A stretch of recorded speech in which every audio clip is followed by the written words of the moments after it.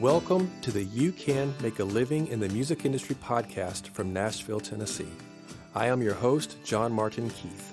Celebrities, working class musicians, and people who work behind the scenes in all areas of the music industry will share their stories, encourage you, and give practical advice of ways you can make a living doing what you love in the music industry. This episode is brought to you by Edenbrook Productions.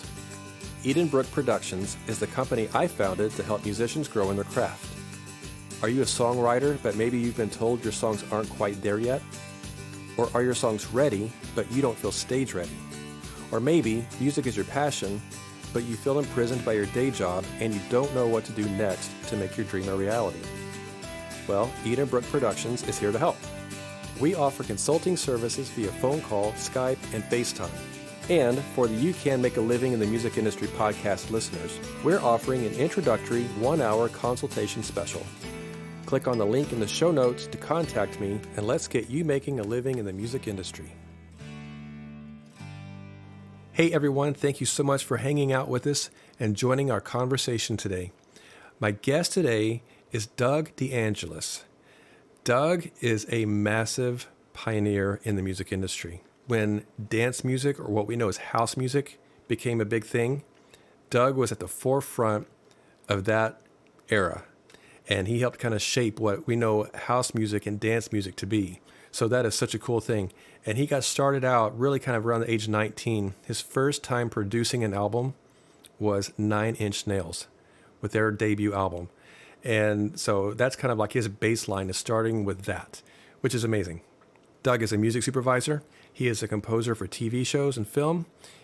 He does the music for award shows. When we watch an award show on TV and wonder where the music comes from, Doug is responsible for those things, which is really the reason that I wanted him to come on and talk with us today, because that was sort of the intro for me. That was such a quirky thing that I thought, I've got to have this guy on this show to talk about that, because somebody listening wants to know what that's like and how to get into that. And he has just done so much, so many different things in this industry that we're breaking this thing into 2 parts. So this is part 1 as we talk about producing, touring, composing, and music directing. Be sure to get a pad and pen and get ready to take lots of notes. Hey everybody, I am hanging out here with my new friend, Doug DeAngelis. Hey Doug, how are you? Hi, great. Thank you so much for coming on and talking with me today. And man, we met, just so the audience knows, we met like 2 months ago, briefly at a music supervision event in Nashville called Who Knew?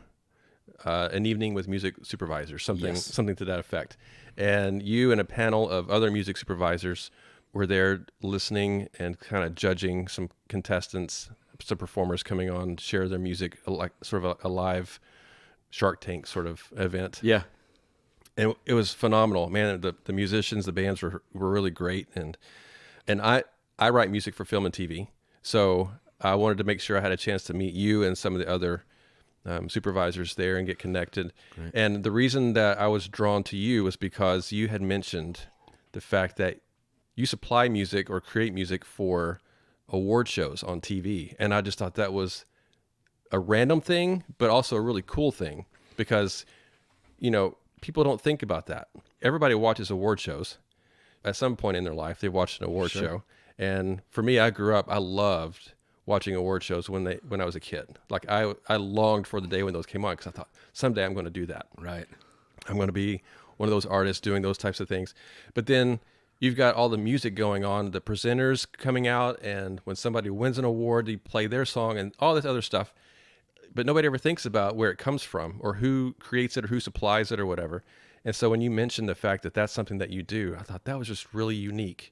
And it's like, I need to talk to him and I need to get him on my show, because that's what this show is about. It's all these different facets of the music industry that people may want to get involved in.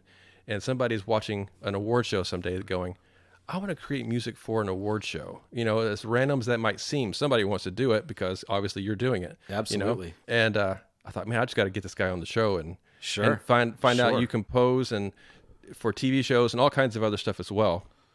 But that was just like the clicker for me. I've got to meet this guy for that purpose. That's interesting.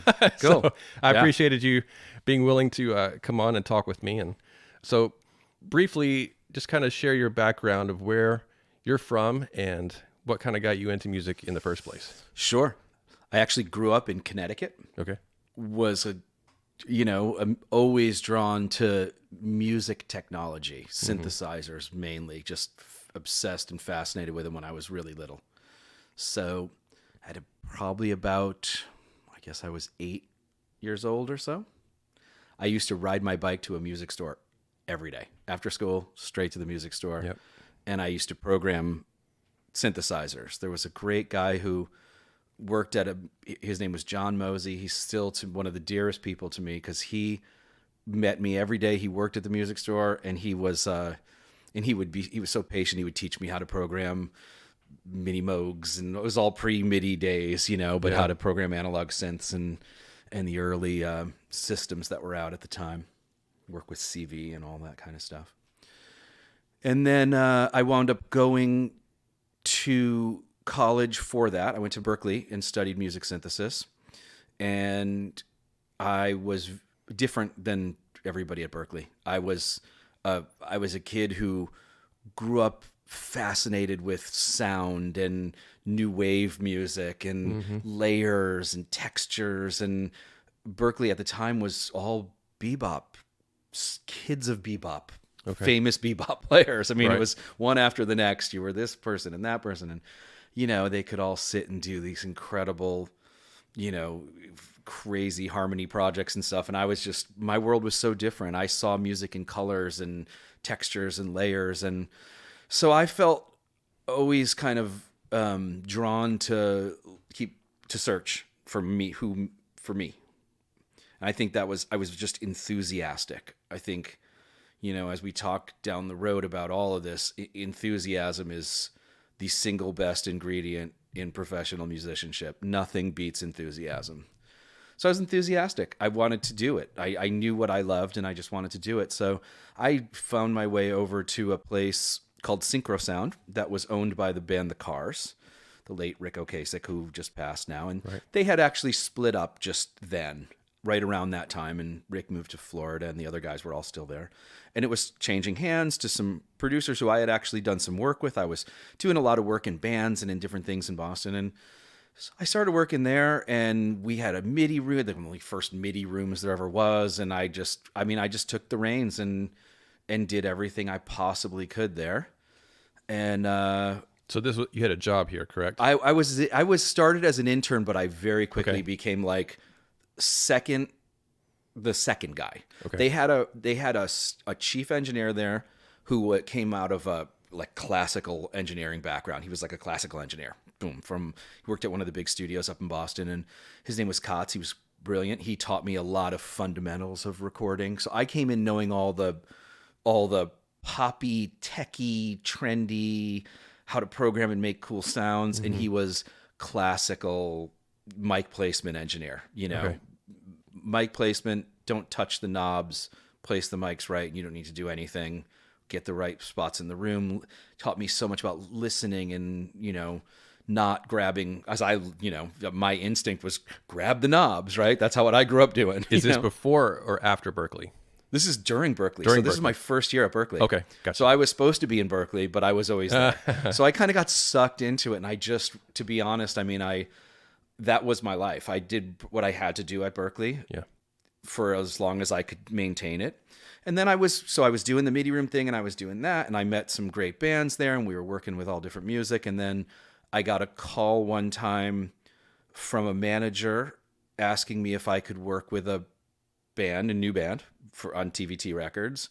And so we booked the sessions. Are you still an intern at this point? Oh, no, I was only an intern for a couple weeks. Oh, and then you were... very quickly became like Kotz is the second guy. I see. Because they put a second studio downstairs. They put a MIDI room downstairs. So all I needed to do was know how to use the tape machine, which I knew how to use. And it was just a world of synthesizers. And we had the first Emulator 3 down there that I think one of the first ones that even came out. You have the E3s, and it was an awesome MIDI room. And we just had a little... I can't remember what kind of console, but a nice Harrison console or something down there. So it was just, I knew how to, we had a Sony desk upstairs. I knew how to work all that stuff. Okay. So I could function fine. Kotz was still their main dude upstairs, and got a call to do a MIDI MIDI room sessions, programming sessions, and it turned out that was Trent Reznor and Nine Inch Nails, the first Nine Inch Nails album, Pretty Hate Machine. So it shifted. It was supposed to be down in the MIDI room. It wound up moving up to the big room. They brought in a brilliant producer named Flood, who is just an incredible icon in production, British producer. And he came in, and we worked for 5 or 6 straight days, like right around the clock. I mean, we slept in the studio, never left there. Yeah.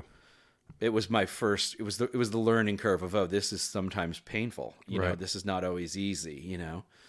But it was absolutely great, and I knew when we did it that it was a really special record. And shortly after that, I wound up being asked to go out on tour with a band called Inner City. Inner City was one of the first pop house music acts. They were on Virgin Records. It was a DJ from Detroit and a singer from Chicago. And at the time, I didn't even know what that whole scene was, the Detroit techno scene. But once you got to know it, Detroit techno was the birth of house music, Right. which is really the birth of club music in America. Right. I mean, it was trending in England. It was birthed really in Chicago and Detroit here. It moved to New York later. So I wound up going out on tour, and I remember they called me to do this. They wanted somebody who could take the album, which was all club music, and it was charting in the States. Nothing had ever charted in that kind of, not on the pop charts. Right. And they wanted to take it out, but they wanted to do it with an all live band. So they wanted somebody who could convert all that stuff into electronics and make it so it looked like we were all playing it and doing it live. But it was all they didn't want any real instruments on the stage, all electronic. Wow. So we wound up, I said, sure, I'll do that. That sounds awesome. So I left my job for 3 weeks at Syncro Sound, went to Detroit to do it, and I came home 10 months later because it never stopped. We wound up going on the road. That album wound up having 5 #1 singles on the top of the pops in England, 5 top dance singles here, 5 pop singles. Their world was pop music. Our world was dance. We called it dance music. Yeah. And we just never came home. We just stayed out on the road forever. It was a brilliant tour. And when I got back from that, I started working with Kevin and the Detroit techno DJs because I knew how to do now. Now I'd been 10 months of immersed in that style of music. So he had they had record labels and they had all these artists. So we were in there programming and mixing and doing all that. And then I got itchy and the enthusiasm took over again. And I was like, I got to get to New York. New York is where it's at. So I actually commuted back and forth from Detroit to New York in my car every week for probably 6 months. Wow. And I started working for David Frank and Mick Murphy. They were called The System at the time. Also, David was one of the early uber pioneers of synthesis. I mean, he produced he did all the programming on I Feel For You for Shaka Khan and Susudio for Phil Collins. And he was just amazing. You know, he was one of those, did a lot of work with Prince, and it's awesome. So I started working at their studio, and from there that's where I started working with all different big pop artists. All the big wigs. Everything came from there. And then I wound up being a chief engineer in New York, and then went on my own and did the whole freelance thing. And so that was my life. My life took root in New York, but because I came out of such a strong dance music background I went from, they called me in Boston and they said it's house music. And I was like, whose house? I didn't know what they were talking about, you know, to a year later, I was so immersed in it. It was every day, 24/7, that there wasn't nobody at the time that really, there was a few of us that really understood programming, understood engineering and mixing, and understood what house music was, because it was so underground. So when I moved to New York, I wound up meeting all the big New York DJs, and we did lots of records. I mean, it was 10 years of remixing every pop record that came out, from Michael Jackson to Pet Shop Boys, whatever it was. So you're remixing all the pop music into dance music. Yep. So let me ask you this: does when you're doing that, does the record label approach you to say, "Hey, we want you to take Michael Jackson's music and turn it into dance," or who's referring you to do this? The record label would pick the DJ. Okay. The DJ remixer would come would pick me. Okay. So it became clicks. It was a really interesting time in New York because there was probably between London, Chicago, Detroit, there was probably 25 big DJs, big like world traveling, massive DJs. And there was probably 5 or 6 of us so we each worked with about 7 or 8 of them. Everybody had their clique, you know what I mean? Right. So I had my, 6 or 8 big DJs that I worked with them on every single record they did. So over the time, amassed probably, I think 31 number 1 dance singles during that time. A lot of pop singles. It's just a lot of fun. It was a lot of fun. It was a lot of work though. And again, I think enthusiasm ruled the day because they would come in, I'd go in and start working on those records at noon and they wouldn't come in until 1 a.m. a lot of times. 2 a.m. they'd show up. And if you couldn't show them what you did all day and then still be enthusiastic to get all of their ideas in and be still going at 9 and 10 in the morning, then you weren't the right guy because they just woke up at 1 in the morning. Yeah. They were just ready to go. And they had to leave a lot of times and go DJ at 5 in the morning and then they'd come back. Yeah. And if you weren't willing to still be there at 7 when they got back, you just weren't the right guy. Yeah. That was the job. And it was a lot of fun, It was a lot of fun. And we were breaking ground and we were doing music that had no rules. Right. So that Like, actually, how cool is that? It was cool. To be a pioneer in the cool. music industry in a way that no one else had been. Like, that's really unique and it was an unique, honor. But it's funny because it wound up, it's a full circle thing because then, so I grew up, like I started with 9 Inch Nails and I started with these kind of bands like, that was on, what's the label up, Network Records and Wax Trax Records and all these kind of very dark, trippy kind of things, and then all the club records. And there were no rules. We didn't have rules. The goal was to break whatever rules were there. If you didn't create something that people who were in a club went, oh my God, what's happening right now? This is the coolest thing I've ever heard. I've never heard that before. That was the whole goal. Figure out a way to make something happen that no one ever made happen. And we didn't have plugins. We didn't have any kind of pre-programmed effects. It was a rack of stuff on the wall, and it was all... So the job was a creative job. How can you figure out how to use these rooms and that gear to make something happen every 30 or 40 seconds in this record that no one's ever heard happen before? Mm-hmm. Or using splicing and tape and things like that. And are you just, because it's so new, are you just making stuff up as you go as far as like with I mean, yeah, I understand. Yes, you are. But like, does the education from Berklee play into it as far as what you know in the knobs and things, or you're just like, I'm just going to turn this knob and see what happens until something sounds really cool and different, and then that's what we're going to go with. Absolutely. And I still believe in that I did wholeheartedly. doing it now. So yeah, the reason I said it comes full circle is, we'll keep going on the journey, but at the end of the journey, here I am in Nashville, the most traditional. Yep. Everything is about rules and rudimentaries, and that's just the opposite of how I grew up. So it's really interesting being in this town because you're breaking the rules of the town. And I'm older than everybody who's working in those rooms now. And my life growing up in all this was, if you follow the rules, don't bother showing up because you're not going to do anything unique or different. But it's different now. It's a different process now. It's a different world now. We have different tools, different everything. So it's quite different now. And this town is different. So there's a lot of interesting factors that go into that. That's cool. Well, before you landed in Nashville, you ended up in LA. Yep. Because you kind of shifted your career into... Not intentionally, though. Okay. I went to LA to keep doing records. All my records moved out there. For the house music or just everything? I was doing records like Love and Rockets and bands like that were, sort of iconic, dark, electronic stuff. Yeah. Still, so much of it had to do with that early work, And when I got to LA, I went there. I mean, I moved there to just keep working on my records, but I fell into television. It was accidental. I wound up getting a call to do a television show that was kind of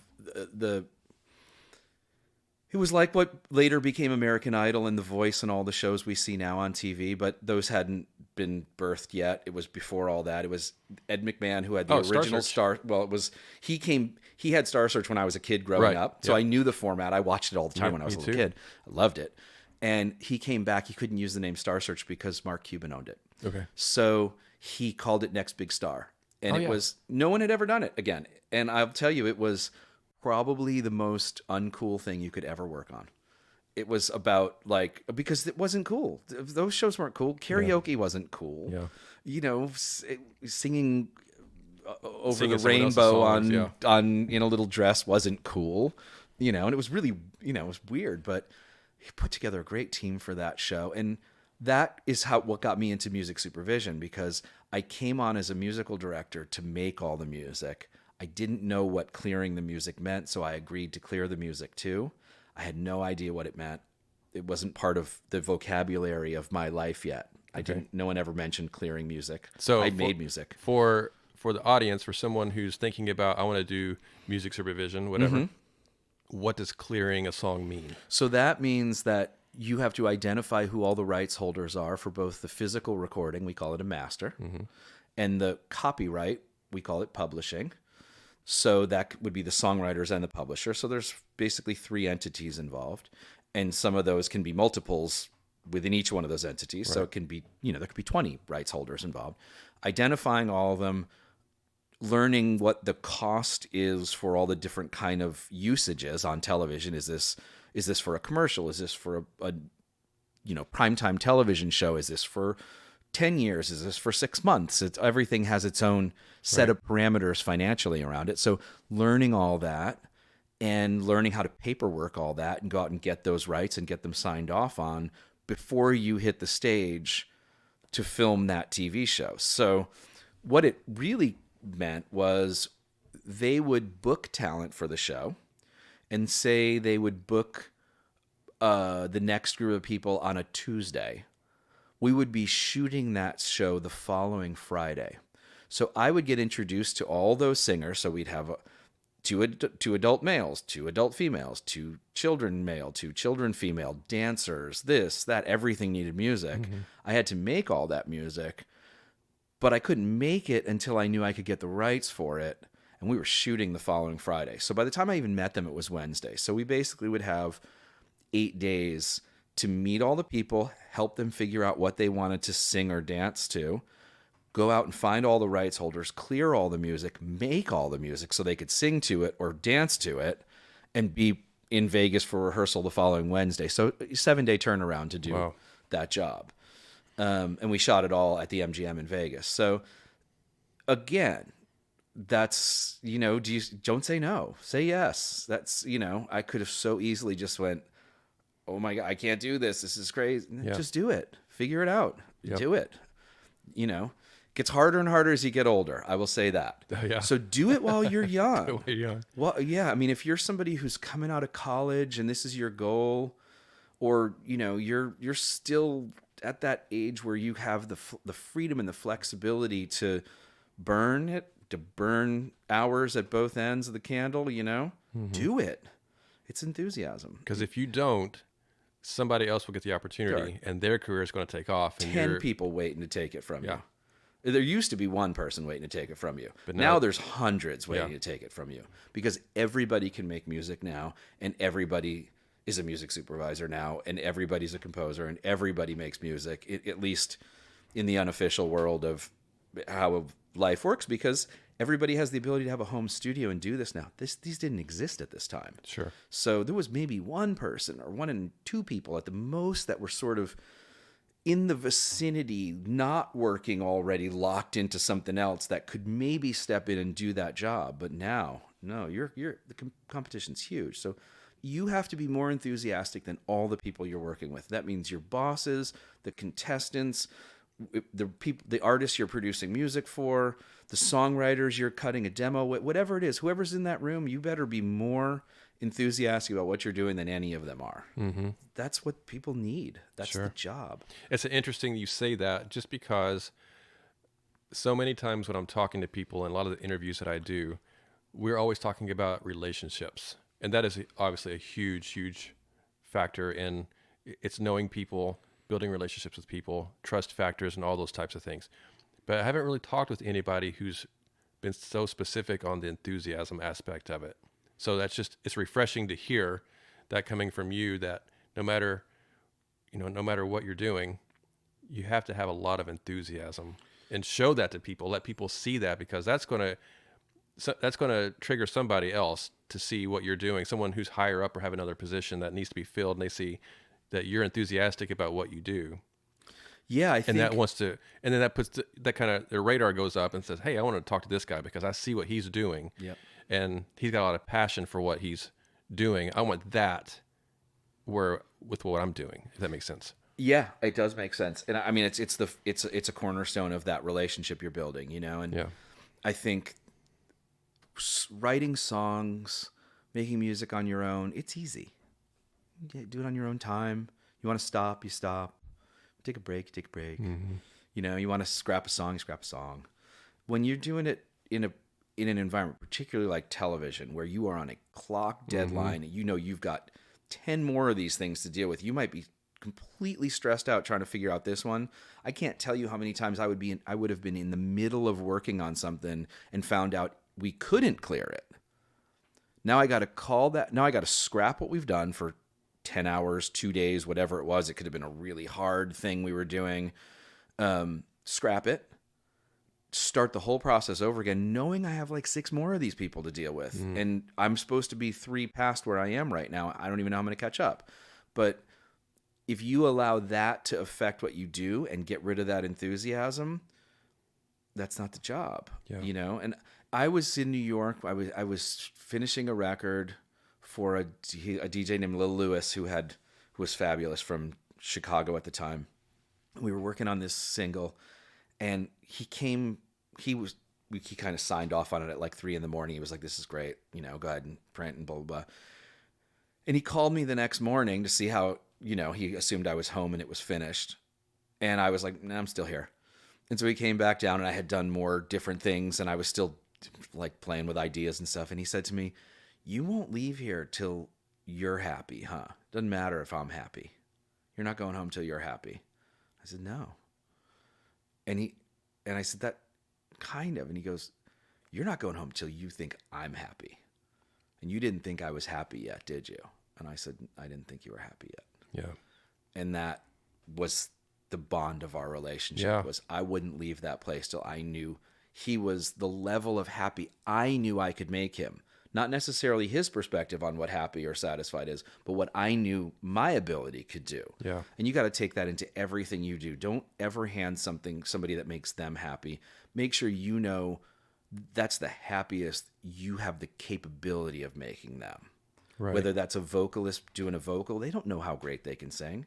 They have no idea. All they know is the last thing they did. Sure. So if you that's don't great advice. tax That's really your good. talent level and impose it on them, then you're not finished yet. Yeah. So, and that to me is enthusiasm. I'm Yeah. sort of trying to define what I think No, I of as love it. enthusiasm. It's not just, sort of jumping up and down and going, "Yeah, you guys are the greatest thing ever." Sure. It's bringing, you're bringing everything you have to that game every day, and making sure no stones left unturned, and you just finish the job. Yeah, no, I think that's fantastic to know, to put it that way, so that where if I'm the producer, I want to make sure that as excited as I am about it, that the artist is going to be that much or more excited. Yep. I need to be more excited than they are to begin with, and then get them to above the level of excitement that I am at the end of it. So I think that's really good. Elevate them. That's good. Elevate everybody around you. That's what Yeah. enthusiasm is. That's great. Elevate everybody around you. I think people who are great take everybody with them. Yep. It's a bigger job than, I think that's where a lot of people get lost when they move to a city like LA. They get lost in focusing on them and trying to be great themselves. That's not what this is. Nothing. I mean, if you go the route of being an artist and signing your own record deal, it's a little bit of an exception. But if you want to work professionally as a musician, as a producer, as a songwriter, as a composer for television, as a supervisor, same as a supervisor, you might pick things for a theme or a show, and the producers go, yeah, that's cool. That doesn't mean you're done. Yeah, that's cool. That's not good. That's not good enough. Yeah. Oh my God, that's the best thing I've ever heard. Then you're good. Now move on. Right. But you got to gauge that yourself. If you don't keep yourself in check like that and keep that drive going with everything and even the small things. I mean, that's the hard part is, I think, not kind of going, well, that doesn't matter. The little things matter. Big things are easy to get right. Sure. The kid who's on a show who's super talented, he's easy to get right. It's the young kid who's having trouble. If you can get him elevated up, that's when your bosses go, wow, I thought that was going to be a total failure. I can't believe he got that sorted out. Yeah.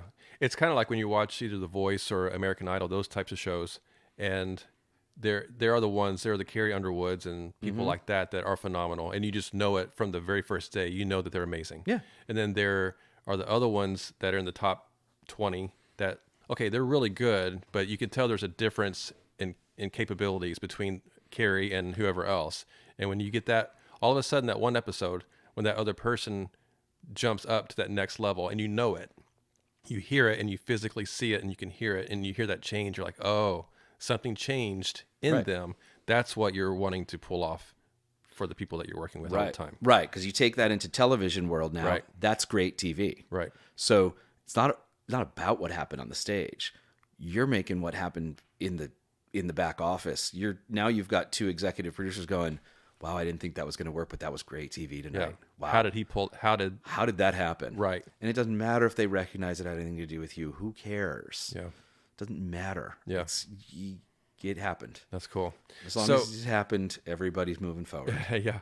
As you're working in TV, you started doing composing. Yes. So how did you transition from working on The Next Big Star with Ed McMahon and doing the production and creating all the music for those shows into becoming a composer for TV shows? So I went kind of from show to show. I did that, and then I wound up doing Star Search with Mark Cuban. They brought it back. Yeah, that's right. With Arsenio Hall, we did that, and then we did some really random ones. Dance Fever, all these kind of crazy all of these shows. You're doing like the production managing and like music directing, directing, and clearing all the music too. Right. Sometimes we'd have a clearance person who would, but you were managing all that. Yeah. And then I produced a record for Love and Rockets, and Kevin Haskins and I were very close, and we had a duo that we worked as, and we were doing some little video game projects and this and that, and we had built a cool reel of our music. It was kind of a hybrid of his background in music, my background in music, and then some music that we had made together for some video games and some little odds and end things that we were trying to get going. And we found our way into CAA, the Creative Artists Agency, as an agency for composing.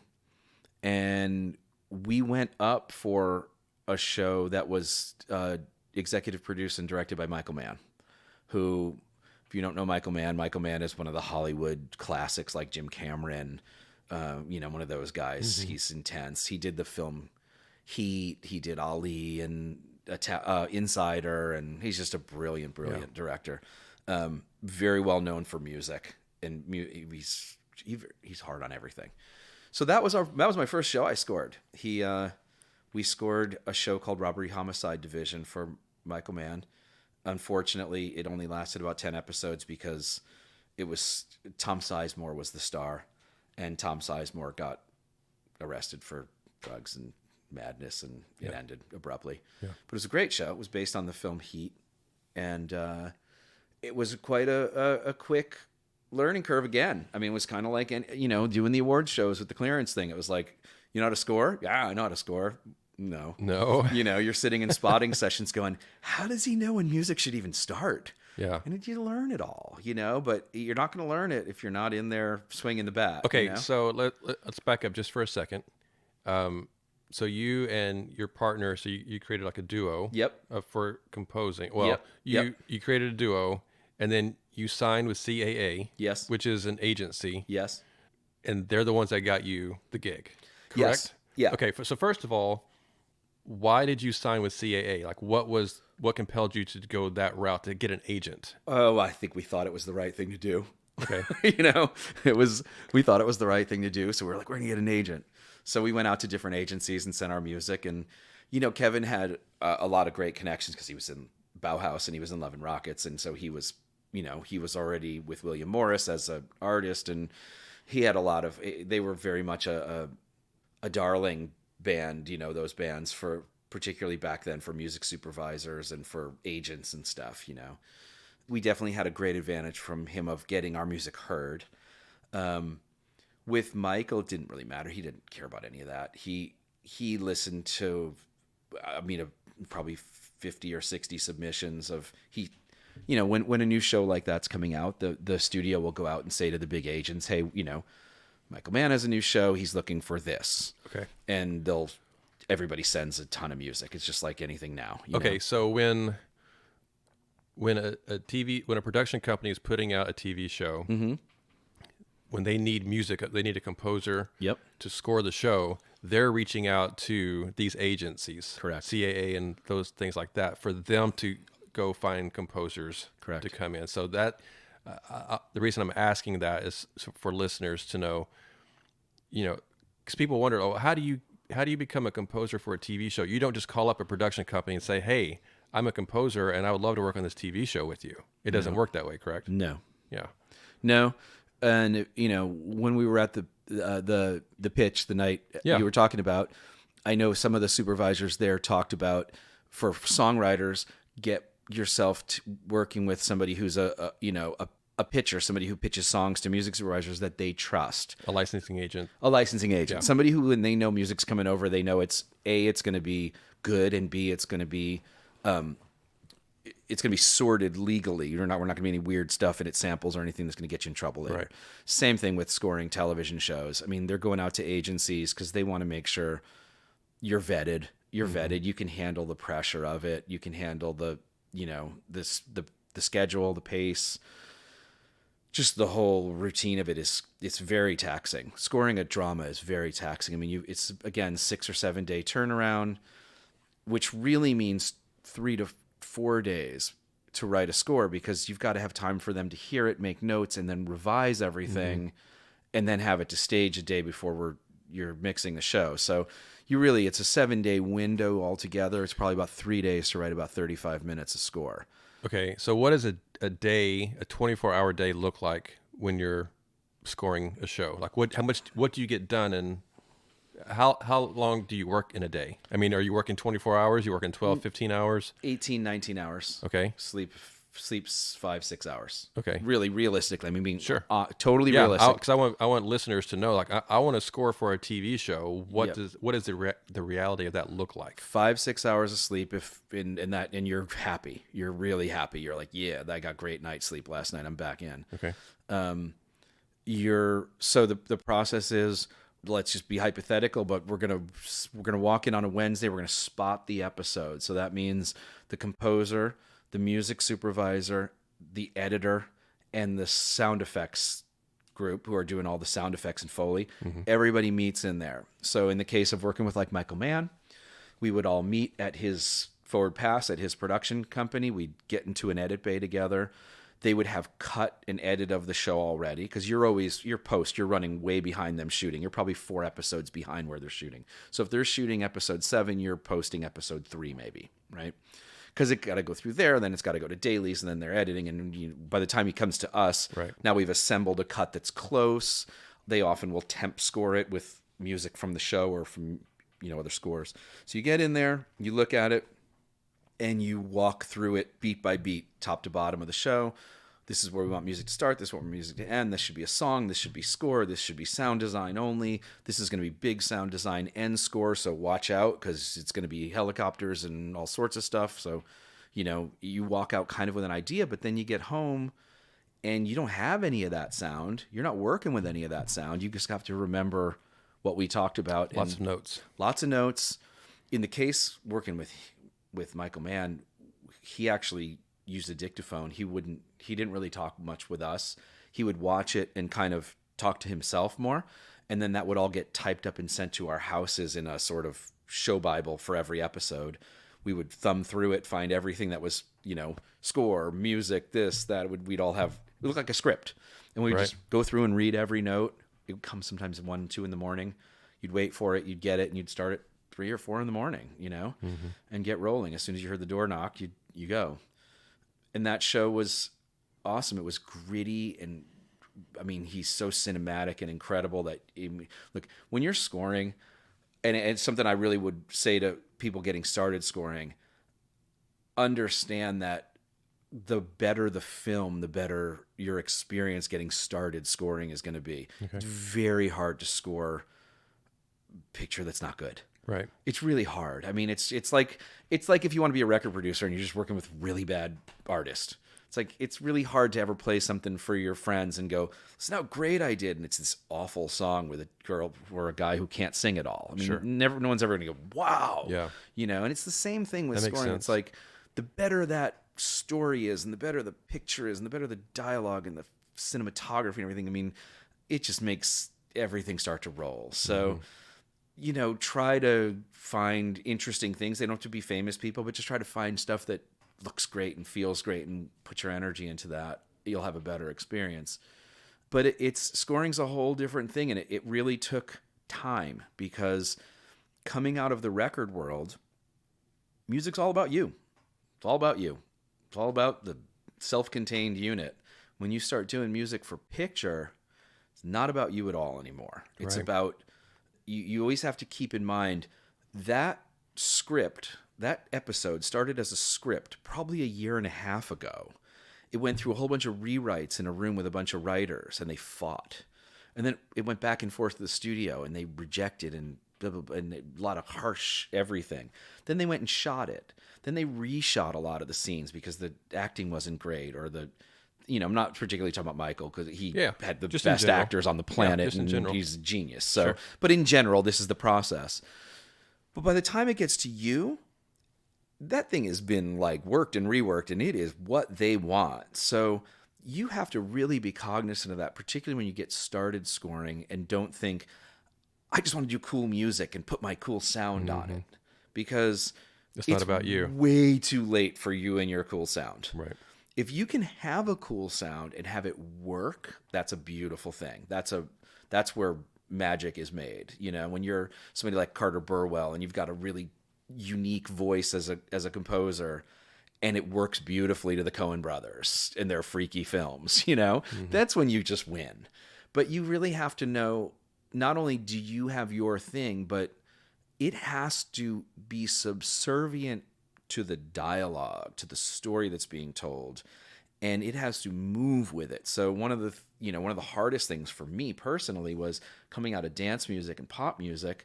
I like to think in layers. We already talked about that earlier in the thing. All the other kids at Berklee were doing bebop, and I was all about layers and textures. So my first erroneous way of scoring in life was remove and add layers to make something feel like it breaks down. It breaks down when you want it to sort of simmer, and then it thickens up again. And that worked great getting started. But the truth is, the real job of a composer is to make each emotional turn and twist moment by moment with that dialogue, and to tell all the stories that the director's having a hard time telling. So what you're really in there doing is you're really in there understanding from that spotting session, this character in this scene, we know this just happened. He was just given this book by that person, but we're not yet supposed to know that book winds up being, this horrible thing that is going to tell the story. So make sure you don't mark that book as maybe the scene, it looks almost like that is what's happening. Mm-hmm. So therefore, the director's going to say to you, make that book look really light. Mm-hmm. I want to make sure no one thinks that book's going to unfold. Don't put ominous music over the first time you see the book. In fact, do the opposite. Right.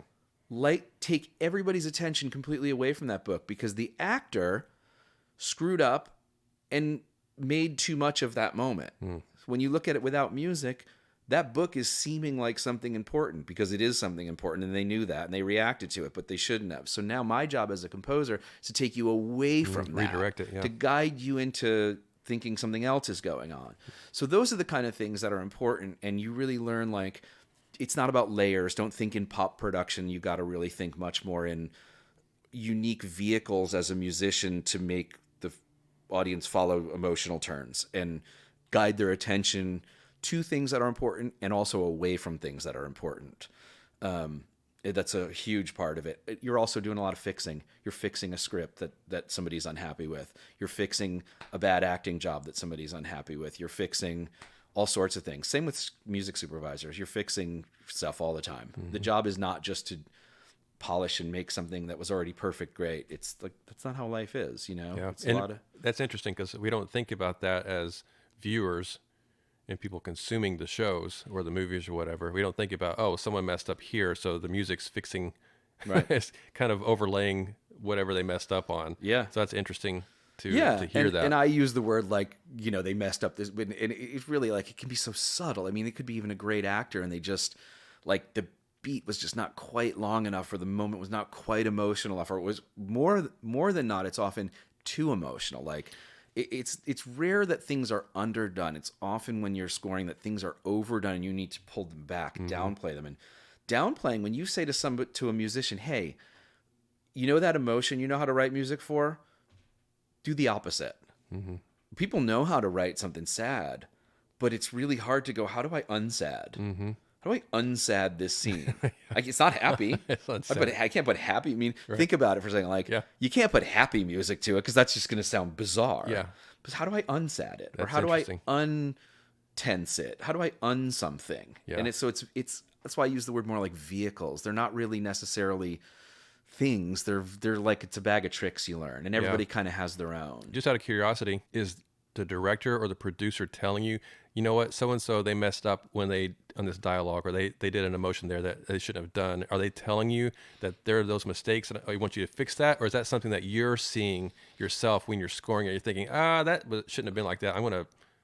or is it maybe a mix of the two things? It's a little bit of a mix of the two. At first, you don't know, because you don't know who those people are that are acting and what they're supposed to be doing. Okay. Right? You're just as in the dark as anybody else. You know, it's weird when you walk into a new show and they've been all working on it for 2 years before they ever shot anything, and you're like clueless, and they've all been on set shooting and, you know, supporting things and making fun of things, and you don't know any of the inside jokes or anything. You're kind of sitting there like a knucklehead, you know. But you learn quickly, and you learn the banter between the executives. Like, you know, it's rare that they'll say to you, man, he just did not nail that scene. Can you? Sometimes, but you'll also learn their shorthand terminology between them of like, he blah, blah, blah again. Oh, yeah. And you're like, you learn to know what that means. Right. That makes one executive producer likes it, but that makes the other guy mad. Right. Because he doesn't like that. And you're making notes. Right. They fight between each other about letting him do that kind of facial expression or something. And one likes it, one hates it. So you're finding that happy medium of, I know when they fight over that, if I do this, it makes them both happy. Right. So it's a lot of little gears good. like that. But so learning to score was a really interesting thing. It is my absolute passion. It is what I love doing. I mean, there's nothing more satisfying than sitting with an amazing scene. What are your 3 favorite shows that you've scored? Lie to Me, Robbery Homicide Division. And I think, honestly, the sitcom I did for a long time, Baby Daddy. Okay. Because it was another complete learning experience in my life. It was one of my later shows, and I had never done a comedy. Comedy's very difficult. Like, people think comedy's comedy's the hardest thing. It's just hard. It's hard music. It's hard. Comedy works fine without you. Yeah. You don't need music for comedy, right? Comedy plays well all by itself. So more often than not, you ruin comedy. It's really easy when you've got like, a FBI crime scene thing, and you can just start to put tension and sting things and do things. It just all flows. Everything looks great. It's just how good are you at it? How mature are you at it? The maturity comes in, how do you tell the story? And, you watch guys like Sean Callery, who did 24, and he could just follow every movement of every hand and foot, and he stung everything there was, and it worked beautifully. Some people, I tend to stay back a little bit more and lay back on things and and more create an environment, a mood where he was very all the time on it, touching everything. But a comedy is like a whole nother party. I mean, it can work all by itself. There's not a million things you can do. It's figuring out, God, what works here that makes this feel really invisible, but just paces it along and makes it feel great. Or in a sitcom, sitcoms was really interesting because you're literally just taking the viewer from one scene to the next scene. So that would sound really simple. But the craft of it is to go, okay, we're leaving this joke and we're hitting this girl crying. It's just the transition music, that little 3 to 5 second maybe transition spot. 3 seconds. But how do you get from a chord that feels great with them, this really funny, punchy joke to this, heartbreak in 2 chords? How do you do that and it not just feel horrible? And it's all little vehicles and you learn. But man, doing a sitcom, you really dug into the nuts and bolts of clusters and combinations and how fast and radically they affect picture, because you're also allowed to be kind of harsh, but it all has to work. So it was interesting. I mean, they're all different crafts. Everything's a different craft, but I think doing a lot of things in music's a great thing, and I don't shy away from any of it. I'd be happy to do a kids show right now. I'd love to do a kids show. I'd be happy to do a dark, scary horror show. It's all fun. It's all new. Thank you guys so much for hanging out with us as I talked with Doug DeAngelis about producing, touring, composing, and music directing on our show today. What a great guy, and what amazing amount of information that he's just given in this short amount of time. So I hope you took a lot of notes, and get ready for part 2 next week. As we continue our conversation, we're going to focus more on music supervision and working on award shows and kind of all of those things, and the conglomeration of what we talked about this week, in addition to the music supervision and working on award shows and composing, and how to put those types of things together in your career, and how to reach out to people in different facets of the industry that you're wanting to get into. So next week is going to be amazing. Be sure to come back and be ready to take even more notes. So remember, Ena Brook Productions is here to help. If you need consulting services via phone call, Skype, or FaceTime, be sure to let me know if there's any way that I can help you begin to make a living in the music industry.